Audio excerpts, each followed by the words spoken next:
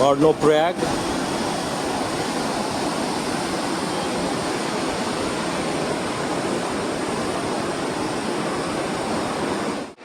দেবভূমি উত্তরাখণ্ডের চামোলি ডিস্ট্রিক্ট।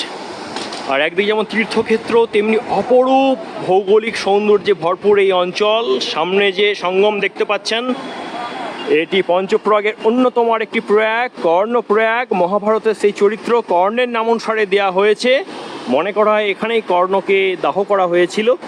তো সে যাই হোক না কেন, আপনাদেরকে আমি আরও ভালোভাবে জানিয়ে দিচ্ছি। ওপাশ থেকে যে ছোট্ট নদীটি আসছে সেটা পিন্ডার গ্লেসিয়ার থেকে উৎপত্তি লাভ করেছে, পিন্ডার নদী। আর এপাশ থেকে অলকানন্দা আসছে, যেটা শতপথ গ্লেসিয়ার থেকে বেরিয়েছে এবং বদ্রীনাথের কাছ দিয়ে আসছে। আমরা ওপাশেই যদিও যাব।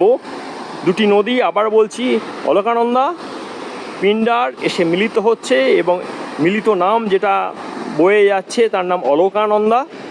তো এই অপার সুন্দর দৃশ্য, তার সঙ্গে জড়িয়ে রয়েছে বিভিন্ন মাইথোলজি, গাড়োয়ালি বিভিন্ন উপকথা, তার সঙ্গে সঙ্গে সংস্কৃতির বিকাশ লাভ ঘটেছে। এইভাবেই অদ্ভুত এক পরিদৃশ্য আপনার সঙ্গে শেয়ার করে নিচ্ছি ভাষা পোল এবং স্পন্দ ইউটিউব চ্যানেলে। তো অবশ্যই বন্ধুরা, কে কে এখানে এসেছেন এই কর্ণপ্রয়াগে একটু জানাবেন, আমরা উৎসাহিত হব।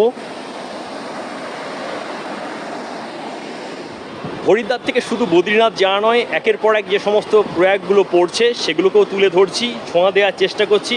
আর আমারও কিন্তু জানা হচ্ছে, চেনা হচ্ছে, সেটাও স্বীকার করে নিচ্ছি। পঞ্চপ্রয়াগের কর্ণপ্রয়াগ থেকে আপাতত বিদায় নিচ্ছি। সকলে ভালো থাকবেন, টাটা।